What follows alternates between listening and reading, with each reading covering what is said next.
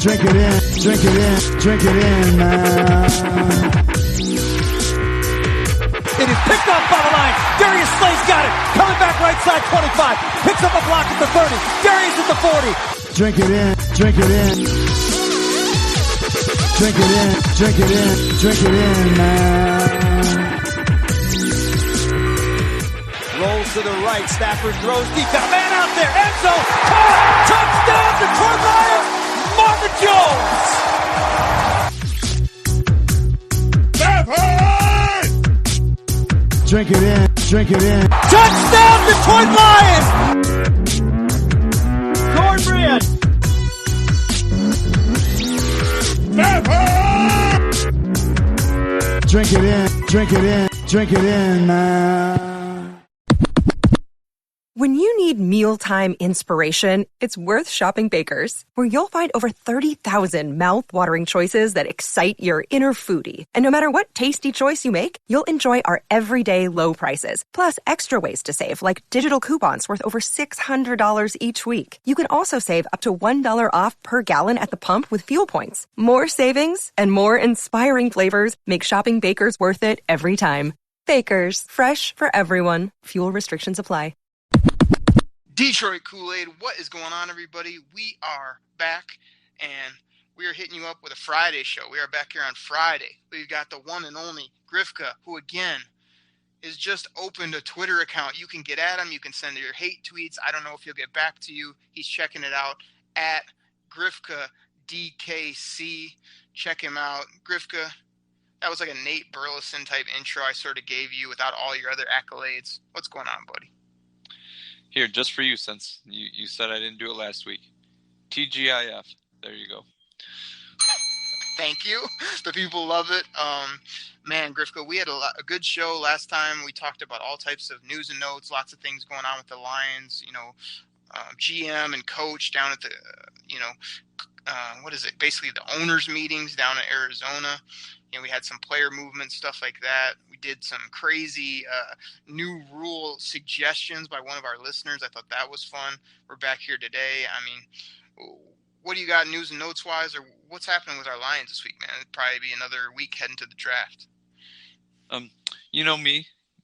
Little things that other teams try to do to the Lions irks me. It just tweaks my nose, and you said it bugs me where you usually don't put too much stock in it. But did you happen to see that story about, once again, the Eagles were kind of like, him and Han and all wishy-washy and all like kind of moaning about how the Lions always the Lions and the Cowboys get Thanksgiving Day games and it's not fair and they're trying to take away the Lions one. Me, once again, it's like, Philadelphia, who are you guys? Yeah, you guys won a Super Bowl. Yeah, pat yourselves on the back, whatever, but you're still Philadelphia, okay? Shut up. You guys had the opportunity to play on Thanksgiving a long dang time ago. You didn't want to do it. Detroit started it to increase attendance, and they stuck with it. So now teams are like, well, this is popular. We want to take it from Detroit and Dallas. What do you think about this? Oh, man. It's a good one right off the top, Grifka. I mean, what did you say? Something about your nose? I mean, was that a reference from like the 50s or? You're gonna tell me I'm using that cliche wrong too? What was it again? I gotta hear it. Because you know nobody that says it, and you never use it, but I say it wrong. Say it again. I've never. What? You've never tweaked somebody's nose before? I don't think so. I don't think so. But oh man, that's another classic for the people. So thank you for that, Jim. Getting back to your question, man. I think like you say, the Eagles, some of these teams, man, they just think the owners' meetings is their time to get some shine or to come up with some crazy thought they had for the last year or so. I mean, I don't get it. Everybody knows Turkey Day is Lions, Cowboys. That's what it is. That's what it should always be. They even added that Thursday game and people still aren't happy. It's kind of like, it deserves a Grifka whatever, you know what I mean? But, I didn't think too much of this. I knew this was going to torque your nose or whatever you said. It's going to just get after you like it always does because you just hate this kind of stuff. And, it won't happen. It's not going to happen. And I didn't think too much of it. Yeah, like I said, my biggest thing is it's always like, well, the Lions aren't popular like us. It gives them guys an advantage. And it shows what the Lions' record overall through all their games are a few games under 500. But once again, Philadelphia, we won a Super Bowl. We're a big bad team now. It's just like, sorry, Philadelphia. Yeah, you guys won a Super Bowl. Yeah, congratulations. But your fans are morons. I hate it. It's just one of those things where like Eagles fans like they're knowledgeable. No, they're not. They're jerks. Okay. That's what they're jerks. Your jerk doesn't make you guys knowledgeable about sports, okay? You treat all your players like garbage if they're not, producing like all-stars in any one of your sports. So, we can boo them or whatever. It's like, shut up, Philadelphia. Get out of here, Philadelphia. You still ain't Dallas in your conference. You're still not the Giants. Heck, you're not even the Redskins. This is your way of trying to get your name back on the map because you guys were terrible last year or whatever, and you guys lost your quarterback, Nick Foles. So get out of here. Whatever, Philadelphia.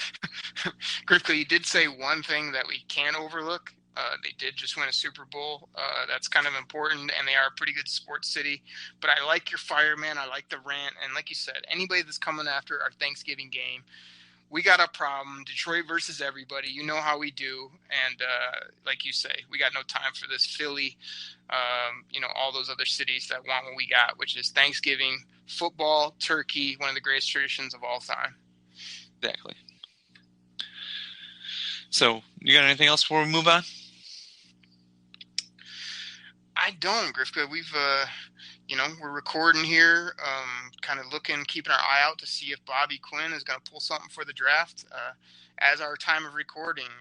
Not any other big news that I can think of. So let's go ahead and dive into see what you got this week, man. What do you got for me? Because once again, the draft's coming up, and I know last week we talked about a lot of prospects. And, you always see that story about you have to give like a draft year, roughly about 3 years before you can really tell if it was a good draft or not, see if the guys that panned out. So I thought about doing that this week. I mean, it's getting to that time where these guys have played at least 3 years. So we're going to look at the 2016 draft. So they played the 2016 year, the 2017 year, and the 2018 year. So we know what these guys are, what these guys should be about at this point. So I just want to kind of revisit that draft, talk about the players we got, where we got them, maybe some guys that were taken in the relative same area, after the Lions made their pick that, we could have used, and your thoughts on that. How about we do that? Is this something you're interested in? Grifka, I am down. The only thing is we've had our draft battles where you give me no credit for all the time, effort, years I put in recently to the draft. I get after you because I think you put on Mel Kiper on loop and then want to tell me, or you watch one game of a player and you want to tell me what's going down. So what I did, Grifka, when I knew you were going to do this topic is I pulled up my 2016 draft sheet, which you want to know why I created this draft sheet, Grifka? You want to know why? So you have this could be in the records somewhere that this is what you said about guys? The reason I pulled it up, Grifka, is because of guys like you and plenty of my other buddies who have this revisionist history. Oh, I knew he wasn't good. I didn't like him ever. So I said, let me get this on paper. So for probably the last 5 years or so, every draft, what I do is I got a spreadsheet. And when the Lions are on the clock, I take a player with who's available, what the team looks like that year, who I would take kind of as the GM at that time. Now, as I've told you in the past, I'm not trying to stand up here and say, man, I got all these all pros and everything like that. But I have legitimately who I would take, and then after the draft is over, so before they have camps and all this stuff comes out in the media, I do a little write-up of what I thought of the pick, the player, that type of thing. And it's interesting stuff, man. It's so interesting to go back, and I know like a couple of my other buddies do it as well, and so we can really keep each other accountable. It's super fun. So when I knew you wanted to talk about this, I was like, let me pull this sheet out and give this to the people so they can see what I was thinking, what I wrote at the time, and also know that, hey, man, I don't get them all right. Nobody does, but it's super fun to look back. So, yeah, let's do this. Okay. So, once again, we're back to the 2016 draft. The Lions are actually sitting at number 16. They had a pretty decent year the year before. That's why we're picking 16. And with that pick, the Lions took Taylor Decker. What did you think about that pick, and where do you think he's at right now? Griff, but don't say it like Taylor Decker. He was decent on the board. We needed the position, and he's been a pretty good football player. I know you act like he's an absolute scrub over there, which he's not. So let me give you my take at the time. So I also just put a quick letter grade the day of. So I graded this as a B+ pick when we made it. What I wrote about Decker is I put, year after year, I want us to address O-line and the trenches, so I can't knock this pick. It's a safe pick and has little bust factor, and I like his versatility. Decker must play left tackle for the majority of his career at a pretty high level, though, to justify this pick long term. So that's kind of what I said about Decker. Now, before you respond to that, let me give you who I would have taken. And in that draft, I mean, this is a guy I really liked. I thought he fit a position of need, but he hasn't really done a ton yet in the NFL. Again, it's only a few years later. He's had some injuries. But in that draft, that pick, I would have taken Shaq Lawson, defensive end, Clemson, I believe. This is what I wrote about him real quick. I put a premium on defensive end, left tackle, and corner in the first round, and Lawson seemed like the best player at a premium position when the Lions were on the clock. I also felt I could get an OT in round 2 or maybe even later in the draft. Lawson is said to have some injury concerns, but I think he's a great 4-3 fit to play on the other side of Ziggy, Griffith's favorite player, which I didn't know how much he loved him back then. And I was pretty sure that Ogba wouldn't fall to round 2, as he was my other favorite DN in the draft. We have no one right now at the other defensive end position, but if Devin Taylor, there's a name from the past, Griff, because surprises and plays consistent all year, that would be great and make up for passing on Shaq. So those were my takes, man, real time, 3+ years ago. Yeah, those are good takes. Reading your take and you going over it about Taylor Decker. Once again, like you said, must play the majority of his career at a pretty high level to justify the pick. Yeah, and when they took the pick, I was like, yeah, okay, we need a left tackle. I'm okay with it. No big deal. The B+ grade, I would have to agree with you on the day of the draft, B+ grade. But as of right now, I would say that pick is probably just a C. Once again, my take. I think he's just Jeff Backus. So, and your Shaq Lawson, that once again, good pick right there. And once again, I like to put premium on defense as well. But like you said, we could have got Shaq Lawson with the pick. He went number 19 to Buffalo. A couple other guys who went shortly after that. Ryan Kelly? The center out of Alabama. He went number 18 to Indianapolis. And Deron Lee, the linebacker out of Ohio State, went number 20 to the Jets. And were you, like any of those three guys I just brought up, would you rather have them on the team at this point now as opposed to Taylor Decker? Who was that first guy again? Shaq Lawson? You said Shaq Lawson, Kelly, and Lee? The linebacker that we saw with the pick 6 against Matt Stafford last year. Yeah. Like I said, I already said maybe I'd have taken Lawson, but Kelly is a great player. He's just been really hurt too. I think he's been healthy recently a little bit more, and he's good. We knew he was good, but I think it just wasn't as much as a value there. So I've been pretty happy with Taylor Decker. I mean, people act like, I know Pro Football Focus put out a thing recently that, his passing grades have really been pretty good. It's just his run grade wasn't that good this past year, and he's had that shoulder injury. But, I think you're underselling how he's been as a player. The Lions always look for a guy like him to play on the offensive line. He fits a lot of the size and character type things that they look for. So, I think he's been a really solid. I heard something from Bucky Brooks and Daniel Jeremiah. They said, you win in the draft by hitting doubles. And I feel like, Taylor Decker in first round at a position they needed, and that's premium. It was a double, if not better, in my opinion. So I'm happy with it. Okay. He's got to be a little bit better, no doubt. Yeah. Jeff Backus. With the second pick, we are sitting at number 46. We took your boy, Ashawn. We got Ashawn at number 2. Right off the bat, I just want to say I was so happy when they got this guy. I thought they would look at him in the first round, and for him to fall to the second round and get him in the second round, I was ecstatic with this pick. I really was. And I was so happy they got him, and I think he's produced very well. We talked about this at the beginning of last year during training camp.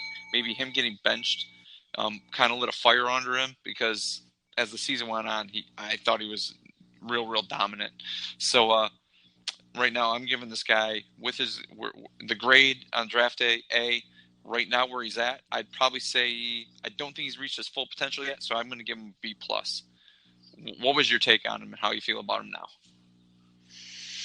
All right, well, real quick before I get to Sean, I got to do what I do, Grifter. One of my gimmicks on the show is I sell you out to the people and sort of pull back the curtain so they can see what's true. So I know when I started this spreadsheet, like, we try to get you involved. I think you did like the first year where you sent in maybe like your first and second rounder, but after that, for some reason, you got busy. I think it's maybe because that's all Mel Kiper had on his little magazine for you and you didn't know. But I believe in this draft, like, you wanted Sean at number 16. You really wanted him mid-first round. That was your guy. When he slid to the second, they took him. Of course, you were happy because you got him a whole round later than you thought. I mean, am I totally wrong on this, or does this sound somewhat familiar, Grifka? No, that's exactly what I just said. So okay. It sounds familiar because I said it 30 seconds ago. All right, perfect. So again, I wish I had your picks because I would love to go over those. But like I said, I'll give my thing to the people. Might as well just run through these at least for the first 2 or 3 picks. So on the day of, I gave this an A. I thought it was good value. Might as well read my actual written thing that's been locked in since the day it was picked. So I put getting, I didn't know if I said it this way then, but I'll say this now. Getting Sean in the second round was nice. But part of me doesn't like spending high picks on DTs like we have done so much the past few years. I put just the guy's appearance / look alone, though, makes me think he could possibly be great / nasty Detroit type DT. Kimbo Slice called and said he wants his look back. I like the program he's coming from and can't really complain when we were able to wait and get him in the second round. So that was my take on Sean. Now let me give the people again. Be fun if we look at some other drafts of picks I made, good, bad, and otherwise. But in the second round here, following up on what I wrote the first round with Shaq, I said I wanted to wait and see if I get a left tackle in the second round. Man, I love this guy in the draft. I thought he slipped a little farther. I thought it was great value. I would have taken Jason Spriggs right here, left tackle. I was so happy when he was there. I could put him on my sheet. This is what I wrote. I was really hoping he'd be there in round 2, and luckily he was. I would have run the card up to the podium and been very happy with a left tackle and a DE in the first 2 rounds. Spriggs seems to be projected as one of the best pure left tackles in this draft. The Packers traded up to get him soon after, so we will have to deal with him in the division for years to come. I sure hope this doesn't come back to bite us. And what's funny to look back is it hasn't. Jason Spriggs has continued to sort of have injuries. I think in the last year or so he did start to play more, and he's played decently well. I don't have all of his stuff in front of me, but he had the size and the upside, I thought, to be a really nice passing protector left tackle. And so far he has not. He's kind of been not a bust, but a disappointment over there. We'll have to see what he does the next year or two. But after 3 years, I'd say that's a miss there on mine. But, man, I loved it at the time. Yeah. So let's couple guys. I like your take on that, especially the Sean one. That's great because, like I said, he was especially the Kimbo Slice one. That's funny. But a couple guys that got drafted relatively in the same area after him. Latest one, Von Bell, the safety out of Ohio State, went to New Orleans at 61. Deion Jones, the linebacker out of LSU, went to Atlanta at number 52. And this guy, Michael Thomas, the wide receiver out of OSU, went to New Orleans right at 47. Any of those guys I just named, would you rather have on the team than Sean? Well, I'll be quick on it. I mean, I know it's revision. You might think it's revisionist history, but I can't really remember because when I'm doing this, I'm trying to fit for the Lions, and I don't know that we were looking for safety or different positions then, but I did like Von Bell. I had taken Michael Thomas in a lot of mock drafts. He was falling like in these mocks I was doing, so like the third, fourth round, I was able to snag him, and I thought I had read good things. I thought he was a good player from a measurable perspective, height, and all that type of stuff, athleticism. Who was the guy in the middle you mentioned? Oh, Deion Jones. Man, I liked him a lot too. Crazy speed, coming from a good program.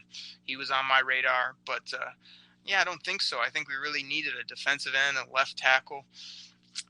And that's sort of what I took. So I wouldn't say I would have taken them, but those were three players I liked. And at least Jones and Michael Thomas have really panned out. Von Bell's been a little bit hit or miss. But again, some of these guys are starting to come around after a year or two of injuries. So you just got to still give it a little more time. But that's my take on those guys.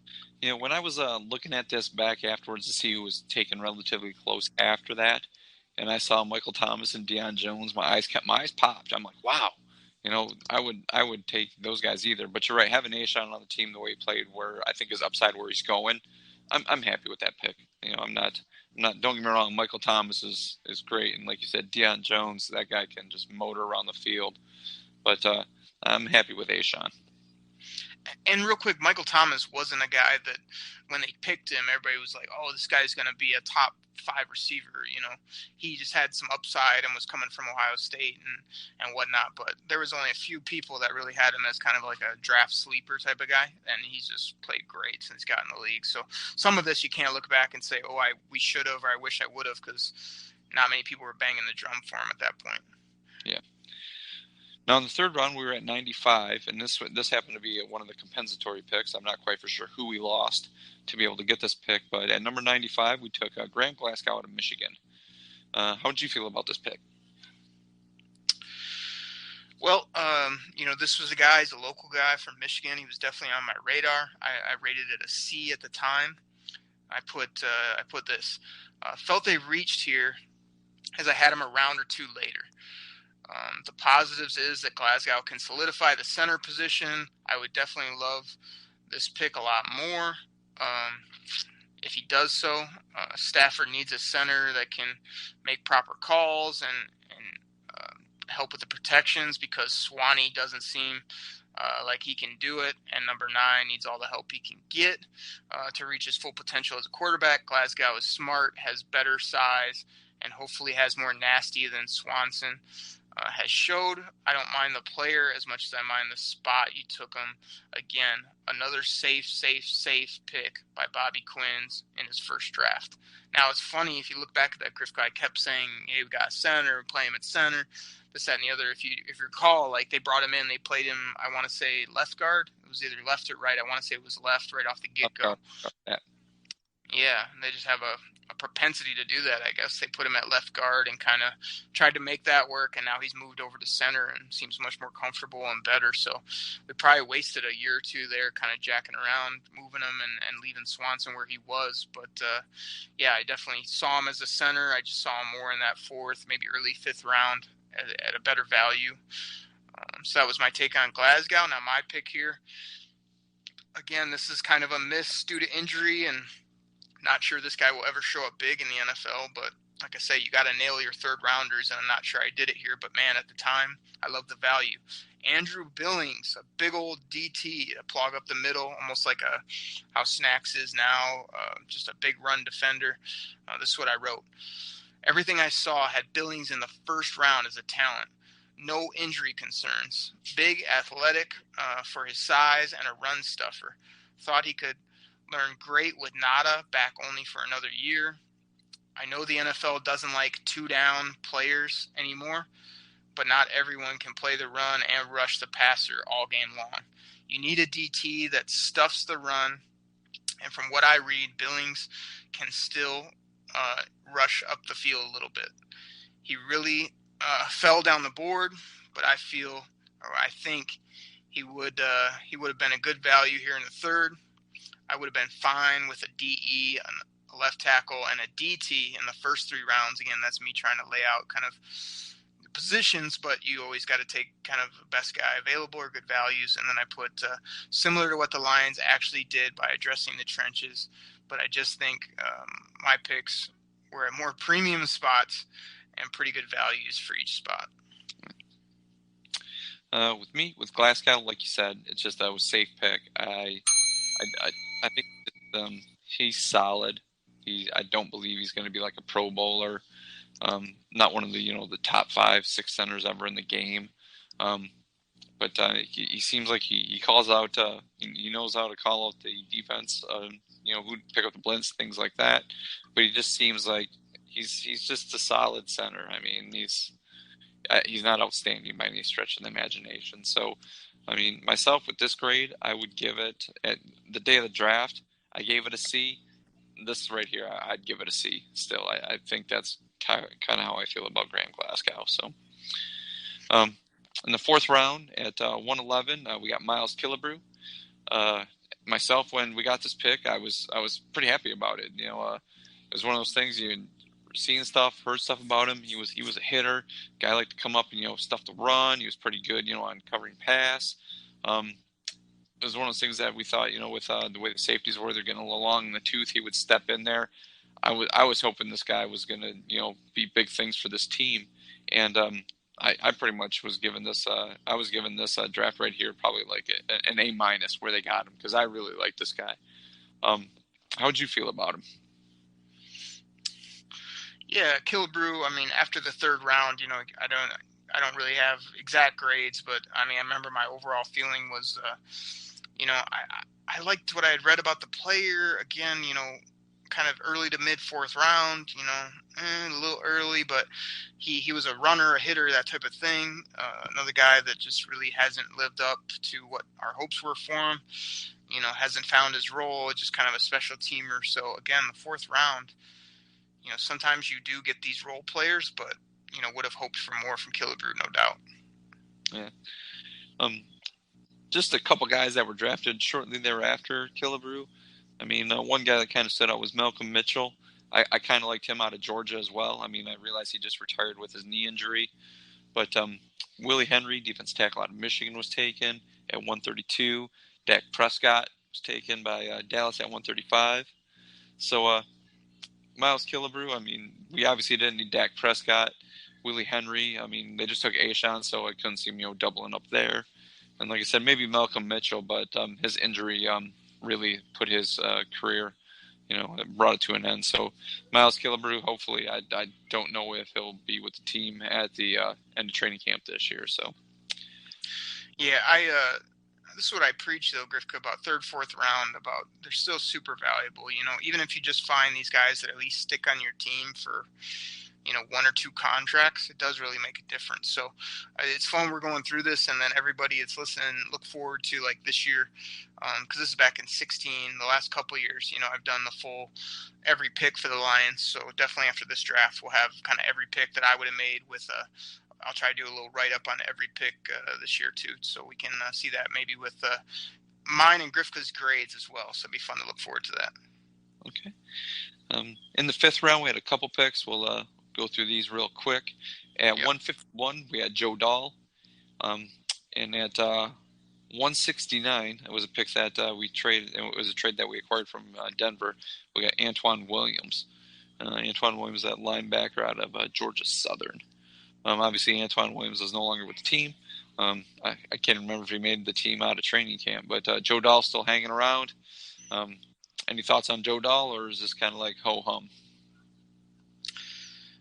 Yes, it's ho-hum. I mean, 5th, 6th round, 7th, it's a bit tough to find studs. It does happen every year, but I remember Antoine Williams, didn't know much about him when they took him, but got really excited about what I read after the fact and thought, man, this guy's big, he's athletic, maybe he can be a good middle / tackling type linebacker, and it just never worked out. So, Joe Dahl, he's just extra body in there in the inside. He's never amounted to much either. So kind of 2 misses sort of for Bobby Quinn. And I think he even traded up for Antoine. So that was tough that didn't work out. But yeah, just trying to find people here in the later rounds.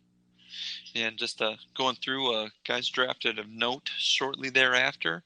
At 165, Kansas City took Tyreek Hill, wide receiver out of West Alabama. So I think everybody would take Tyreek Hill over Joe Dahl right now. Sixth round, the Lions had 3 picks. At number 191, they took Jake Rudock. At 202, this pick was from Seattle. It was Anthony Zettel.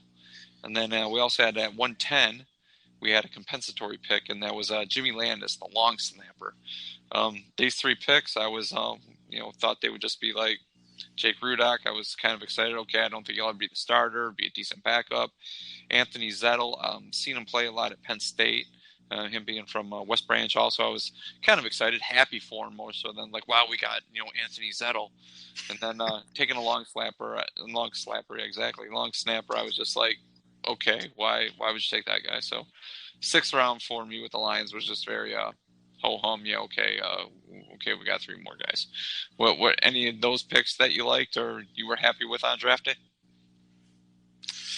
No, and it's frustrating to look back because you got 3 6th rounders and you just get basically absolutely nothing. I mean, very quickly, I remember people calling me up about Anthony Zettel, and I know some people from West Branch. I know that was a good story, but I was kind of like, I just didn't see it, and then he came out and played better than expected. You were like, oh man, this guy's a hard worker. He's making plays.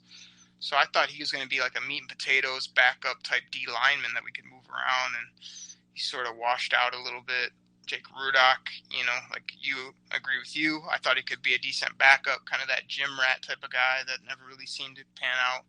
And the long snapper to me was odd, but it was like Muhlbach was getting so old. I thought it was a power play just to say like, hey, we're not going to keep around the old guard, so they just got a new snapper, and we're going to move on to sort of a new part of the team that had been around forever. But like you say, Muhlbach, man, death taxes, and Don Muhlbach, he's here, he does his job. There's no real reason. I mean, you're going to have to replace him at some point. But Bob Quinn, you don't draft a long snapper, you don't draft him in the 6th, and you don't draft him to replace one of the best snappers, I guess, of all time. So it was odd, and none of those worked out. Yeah. And the last pick of the Lions draft for 2016, we had in the 7th round, was at number 236, and it was Dwayne Washington, the running back. This one, when they drafted him, didn't know too much about him, but we saw a lot of him in training camp, and he stuck around for a couple years. Always thought the guy ran hard. It always seemed like he had decent speed, and I'm surprised he just couldn't stick with the team. What do you think about Dwayne Washington? I'm with you. I didn't know he wasn't really on my radar, but when I read up soon after, I was like, man, this guy's a great size, great athleticism. They said he could catch, and then he came out and showed flashes. I was like, oh man, the Big Hughes will testify. I was always kind of rooting for D-Wash, as I called him, and thought, man, this guy's big, he's athletic, he should be good. And then next thing you know, he just couldn't find a hole or couldn't run the way you need to in the NFL. So just ended up being nothing. So, man, disappointing, Griff, because rounds 4 through 7, not much to show for it here for Bobby Quinn. So that's tough. Let's put it this way. At this point, after 3 years, like you said, usually you have to wait about 3 years to tell a draft, and you would grade it. Looking back at this draft right now, just kind of looking at the guys, we just kind of did a little synopsis of everyone. What would you give their draft grade now with these guys? How would it pan out? I mean, just off the top of my head, I'm going to go with a flat C just because you got a starting left tackle, a starting defender, and a guy that's been a starter from day one on your O-line in the middle as well. So if you can get like good NFL starters in the first 3 rounds and then maybe get some supplemental players in rounds 4, 5, and maybe 6, I mean, that ends up being a good draft. So top 3 were pretty much fine. The later rounds, kind of some total misses. So it's going to put it at an average C, maybe even a C minus, just because I think you got to hit on those 4, 5 at least to really have a good to quality draft. And Bob Quinn didn't do it here. Yeah, that's like I would say agree more with like your C minus. Now I realize half the picks are technically still on the team. If you want to, like we talked about Miles Gilbert and Joe Dahl, they might have a short lifespan this year with training camp, but the bottom half of the draft is all gone. And you know how I feel about Taylor Decker. I think he's average. But Ashawn's the stud, and Graham Glasgow, he's solid. But yeah, I would lean more of toward a C- with this draft. I mean, like you said, we have 3 starters, but I mean, like our left tackle's not a stud, and Graham Glasgow is solid. So it's kind of how I feel about the 2016 draft.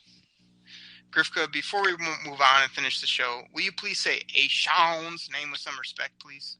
Ashawn. Okay, thank you. I don't want him coming after you. I gotta protect you from Ashawn. So go ahead. Like I said before, I wouldn't want to meet this guy in a well-lit alley in the middle of the day, let alone a dark alley at night. No. Okay, is there anything else you want to touch base with? I only got one more thing. Anything else you want to talk about before I do this one last little post? I'm good, man. Just want to give you credit. 2 weeks in a row, you brought some good content and good ideas, and I thought it was fun to review that draft, and I'm so glad I got all this stuff written down. That was fun to not only go through it, but kind of re-see my own takes and picks. I bet the people sort of enjoyed that. So good stuff, man. Go ahead and hit your final thing, and then we'll get up out of here. Okay. Once again, as all the Lions fan listeners on here know, I've been a Lions fan for an awful long time now. And Lions lost one of their own late last week, and that was Michael Kofer. And he was one of those linebackers that was on the team, and I liked him when I was a kid.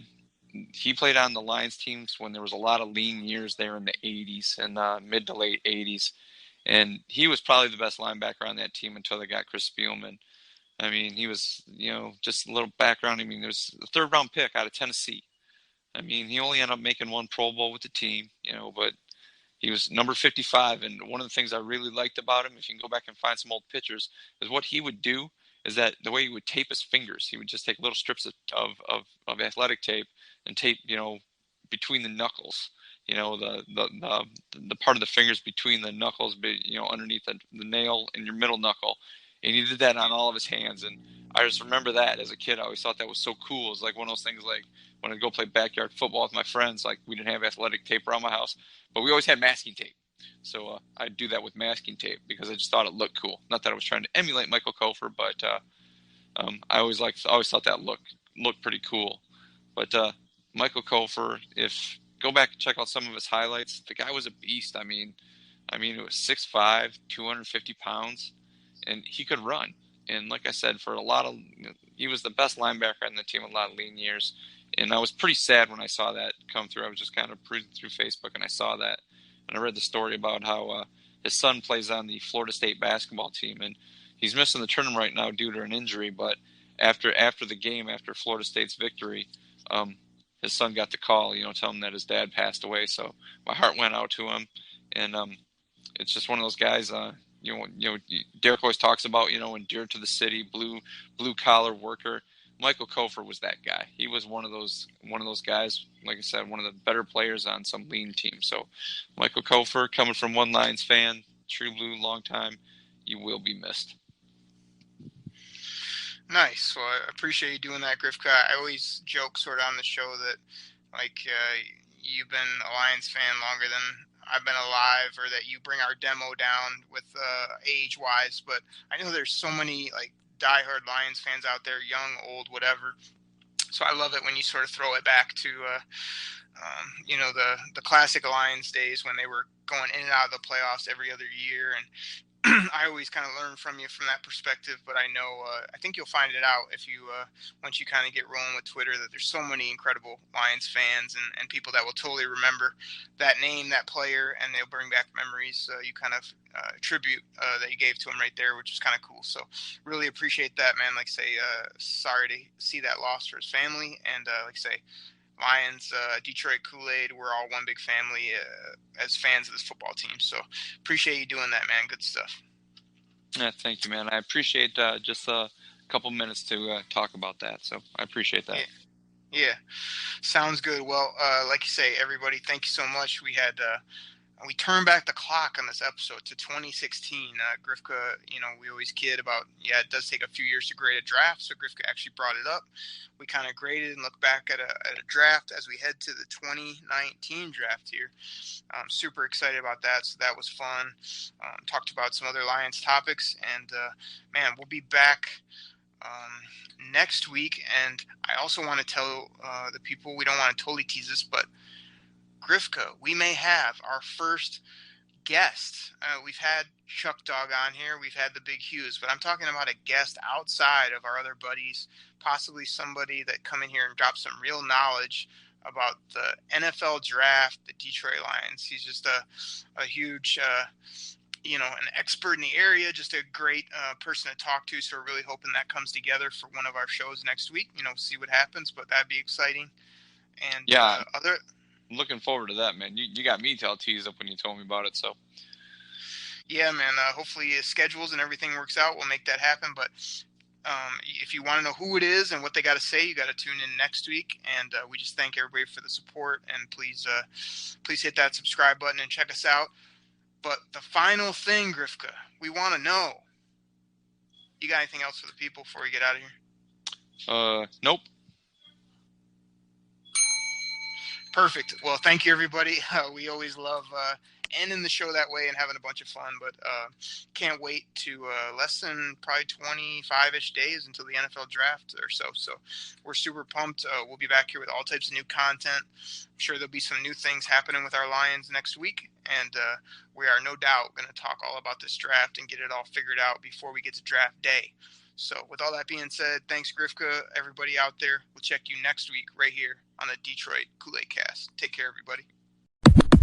Pack the bag, start the plane. This game is over. It is over.